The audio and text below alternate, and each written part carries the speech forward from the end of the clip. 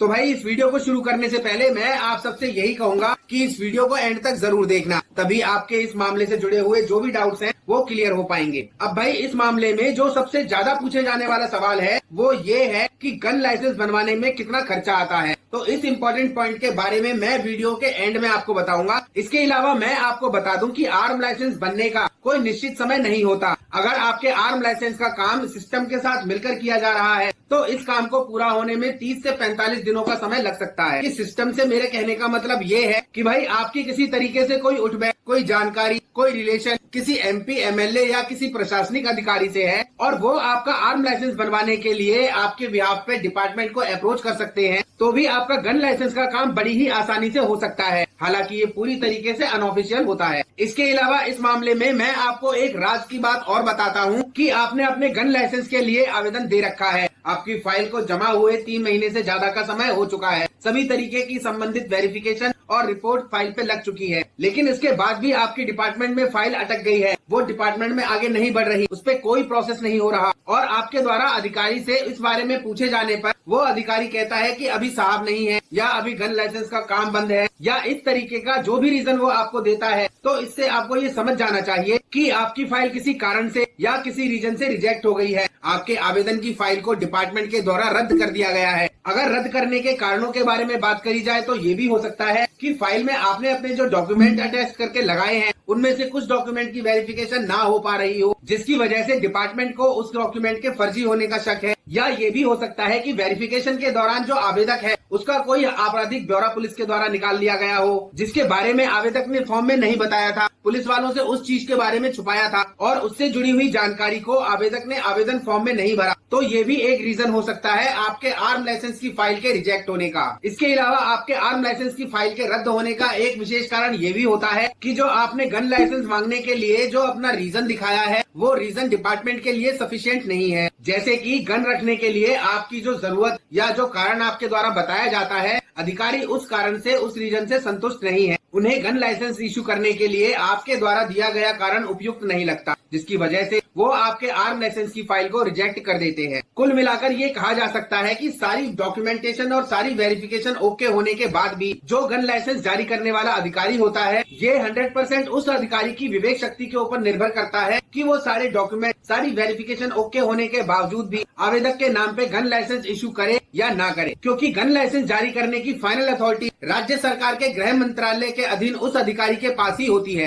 अब अगला पॉइंट ये है कि कोई फौजी या कोई retire army person gun license के लिए आवेदन करता है तो उसको इसमें क्या छूट मिलती है। इसके अलावा फौजियों को किस प्रकार आवेदन करना चाहिए कि उनके आवेदन पे उनको 100% गन लाइसेंस बन जाए। तो साथियों, आर्म लाइसेंस जब भी किसी फौजी या किसी रिटायर आर्मी पर्सन के द्वारा अप्लाई किया जाता है तो गन लाइसेंस का जो भी आवेदन करता होता है या जो भी सिविलियन होते हैं उनको गन लाइसेंस अप्लाई करने से पहले राज्य सरकार के द्वारा संचालित गन प्रशिक्षण संस्थान के द्वारा गन चलाने का प्रशिक्षण लेना होता है। इसके लिए उन्हें संस्थान के द्वारा गन चलाने का प्रशिक्षण प्रमाण पत्र भी दिया जाता है और उसी प्रशिक्षण प्रमाण पत्र को गन लाइसेंस के आवेदन की जो फाइल है उसके साथ लगाना होता है। उस सर्टिफिकेट के बिना गन लाइसेंस एप्लीकेशन की जो फाइल है उसे कंप्लीट नहीं माना जाता। तो ऐसे में जो भी आवेदन करता फौजी या सैनिक होते हैं उन्हें अपने बटालियन के अधिकारी से आपका सर्विस प्रमाण पत्र बनवा कर देना होता है, जिसमें सेना के अधिकारी अपने नाम, पद, अपने ID नंबर के साथ साथ आपकी सेना में सर्विस है इस चीज को लिखकर देता है। इसे आपके नाम और पद के साथ सर्टिफाइड करके देते हैं और इसी सर्टिफिकेट को आपको गन लाइसेंस एप्लीकेशन की जो फाइल होती है उसमें गन चलाने का जो प्रशिक्षण प्रमाण पत्र लगाना होता है उसी की जगह पे आपको ये सर्टिफिकेट लगाना होता है, वो ही आपके गन चलाने का सर्टिफिकेट माना जाता है। इसके अलावा फौजी या रिटायर सैनिकों को गन लाइसेंस के आवेदन में किसी भी तरीके की कोई छूट नहीं मिलती। कुछ लोगों को तो ये लगता है कि जो फौजी होते हैं उनके पास तो गन का लाइसेंस होता ही है, लेकिन ऐसा नहीं होता। जब तक कोई सैनिक ड्यूटी पे रहता है, वो रिटायर नहीं होता, तब तक उसे सेना के द्वारा गन दी जाती है। लेकिन रिटायरमेंट के बाद उस फौजी को अपना वो हथियार, अपनी वो गन सेना के माल खाने में जमा करानी होती है और फिर रिटायर होने के बाद किसी फौजी या किसी सैनिक को गन रखने के लिए गन लाइसेंस की जरूरत होती है। हाँ, लेकिन फौजियों को एक फायदा हो सकता है कि उनकी जो बटालियन के उच्च अधिकारी होते हैं उनको भारत सरकार के गृह मंत्रालय के द्वारा ये विशेष अधिकार प्राप्त होता है कि वो किसी विशेष परिस्थिति में, किसी विशेष अवस्था में अपनी बटालियन के किसी सैनिक के गन लाइसेंस की फाइल को वो रिकमेंड यानी प्रस्तावित कर सकते हैं और इस प्रकार से सेना के उच्च अधिकारियों के द्वारा जो गन लाइसेंस की फाइल को रिकमेंड किया जाता है उसको अलाउ करके उस पे गन लाइसेंस जारी कर दिया जाता है। इसके अलावा सभी कागजी औपचारिकताओं को पूरा करते हुए कुछ ही समय के बाद ये gun license all India permit का हो जाता है। तो ऐसे में जो भी अभी सेना में कार्यरत सैनिक हैं और भविष्य में वो अपने पास गन रखना चाहते हैं, तो वो इस बात पे गौर करें कि वो अपने बटालियन के उच्च अधिकारियों से अपने गन लाइसेंस एप्लीकेशन की फाइल को उनके द्वारा रिकमेंड करवा सकें। इसके लिए आपको अपने बटालियन के उच्च अधिकारियों से संपर्क में रहना चाहिए, उनकी सेवा करनी चाहिए, ईमानदारी से अपनी ड्यूटी करनी चाहिए। जिस भी तरीके से आप उन्हें इम्प्रेस कर सकते हैं, आपको उन्हें इम्प्रेस करने की कोशिश करनी चाहिए, क्योंकि अगर आप ऑन ड्यूटी एक बार रिकमेंड हो गए तो ऑल इंडिया परमिट के साथ साथ आप रिटायरमेंट के बाद गन भी रख सकते हैं। अब साथियों, अगला सवाल है कि कौन कौन से ऐसे रीजन हैं जिन्हें गन लाइसेंस एप्लीकेशन के लिए स्ट्रॉन्ग रीजन माना जाता है। तो भाई सबसे पहले तो आपकी कोई खानदानी दुश्मनी किसी से या कोई जमीनी विवाद किसी से चला आ रहा है और इस संदर्भ में मामला कोर्ट में भी चल रहा है और कोर्ट में आप ये अपील करते हैं, कोर्ट को ये बताते हैं कि आपको आरोपियों से जान का खतरा भी है या सामने वाली पार्टी किसी भी तरीके से हमला करने की फिराक में है और कोर्ट आपके द्वारा दिए गए सबूतों को देखकर आपकी बात से सहमत भी होता है। तो ऐसे में कोर्ट को ये अधिकार है कि वो आपकी सुरक्षा को निर्धारित करते हुए या तो आपको पुलिस सुरक्षा प्रदान करे या आपके गन लाइसेंस के आवेदन की फाइल को रिकमेंड करे। फिलहाल तो ये रीजन बहुत ही स्ट्रॉन्ग माना जाता है। अब अगर दूसरे रीजन की बात करें तो वो दूसरा रीजन ये है कि आपकी जमींदारी बहुत ज्यादा है, आपके पास सैकड़ों बीघा खेत हैं जो बहुत दूर दूर तक फैले हुए हैं। तो ऐसे में उन खेतों की फसल को जंगली जानवरों से बचाने के लिए और खेत की गश्त के दौरान जंगली जानवरों से अपनी आत्मरक्षा के लिए आपको गन लाइसेंस की आवश्यकता होती है। इस रीजन को भी गन लाइसेंस को अप्लाई करने के लिए बहुत ही स्ट्रॉन्ग माना जाता है। बस इस प्रक्रिया में आपको अपनी जमींदारी और जंगली जानवरों से होने वाले खतरे को प्रूव करना होता है। ये वेरिफिकेशन होने के बाद आपको गन लाइसेंस मिलना लगभग तय हो जाता है। हालांकि बहुत ही कम लोग ऐसे होते हैं जो अपने इस रीजन को प्रूव कर पाते हैं। अब अगला जो स्ट्रॉन्ग रीजन है वो ये है कि आपका कोई ऐसा बिजनेस है जिसमें आपके कैश की ट्रांजैक्शन बहुत ज्यादा है और आपको कैश लेकर ट्रेवल भी करना पड़ता है। तो ऐसी अवस्था में आपको अपने जान और माल की सुरक्षा के लिए गन लाइसेंस चाहिए होता है और गन लाइसेंस अप्लाई करने के लिए ये भी एक स्ट्रॉन्ग रीजन माना जाता है। इसको प्रूव करने के लिए आपको अपने बिजनेस की जो बैलेंस शीट होती है उस बैलेंस शीट के साथ साथ अपनी ITR को भी दिखाना होता है। आपके द्वारा सबमिट किए हुए इन डॉक्यूमेंट की वेरिफिकेशन डिपार्टमेंट के द्वारा की जाती है और वेरिफिकेशन रिपोर्ट पॉजिटिव आने के बाद आपके गन लाइसेंस को इशू कर दिया जाता है। इसके अलावा कई अन्य और भी ऐसे रीजन होते हैं जिन्हें डिपार्टमेंट के द्वारा जरूरी या नीडफुल माना जाता है। इन रीजन से सेटिस्फाई होकर डिपार्टमेंट के जो अधिकारी होते हैं वो गन लाइसेंस इशू कर देते हैं। लेकिन यहाँ पर मैं आपको एक खास बात बता दूं कि अगर आपकी कोई पॉलिटिकल या कोई प्रशासनिक अप्रोच है तो ऐसे में रीजन मायने नहीं रखता, क्योंकि वहाँ पर प्रशासन या किसी राजनीतिक पद की पावर के हिसाब से काम हो रहा होता है। लेकिन आमतौर पे कोई MLA या कोई MP किसी व्यक्ति के गन लाइसेंस के एप्लीकेशन के लिए बहुत ही कम अप्रोच करता है। वादा करते हैं लेकिन अप्रोच नहीं करते। वो सिर्फ अपने किसी जानकार, बड़े ही खास किसी रिश्तेदार के लिए ही अप्रोच करते हैं। लेकिन हाँ, एक बात तो है, MP या MLA की अप्रोच के द्वारा गन लाइसेंस बनवाया तो जा सकता है। तो अगर आपके पास भी कोई ऐसी जानकारी या ऐसी कोई अप्रोच है तो आप इसका इस्तेमाल जरूर करें। सिर्फ दो ही काम होंगे कि अगर आपकी जानकारी सच्ची है तो आपका लाइसेंस बन जाएगा और अगर आपकी जानकारी कच्ची है तो वादे में कितना दम है, कितनी हवाबाजी है, इस बारे में भी आपको पता चल जाएगा। अब इस मामले में अगला जो पॉइंट है वो ये है कि पिताजी या दादाजी के नाम के गन के लाइसेंस को आप अपने नाम पे ट्रांसफर कैसे करवाएंगे। तो साथियों, जब भी कोई आर्म लाइसेंस धारक अपने वैध उत्तराधिकारियों को अपना आर्म लाइसेंस ट्रांसफर करता है तो कुछ बातों का होना जरूरी होता है। जैसे कि जो आर्म लाइसेंस धारक है उसकी उम्र 70 साल से ज्यादा हो चुकी है, अब वो आर्म्स को अपने साथ कैरी नहीं कर सकता, या फिर गन लाइसेंस धारक को गन लाइसेंस लिए हुए 25 साल से ज्यादा का समय बीत चुका है, या फिर गन लाइसेंस धारक की मृत्यु हो चुकी है। इन सभी अवस्थाओं में गन लाइसेंस को उत्तराधिकारी के नाम पे ट्रांसफर करवाने के लिए नाम ट्रांसफर की फाइल बनती है। लेकिन यहाँ पर दो अवस्थाएं बन जाती हैं। पहली ये कि वो लाइसेंस धारक जो कि अपने लाइसेंस को अपने वैध उत्तराधिकारी के नाम पे ट्रांसफर करवा रहा है वो जिंदा है तो वो अपनी NOC एफिडेविट के रूप में देगा और उसे गन लाइसेंस ट्रांसफर की फाइल में लगाया जाएगा। इसके बाद ही उसे संबंधित विभाग में उस फाइल को जमा कराना होगा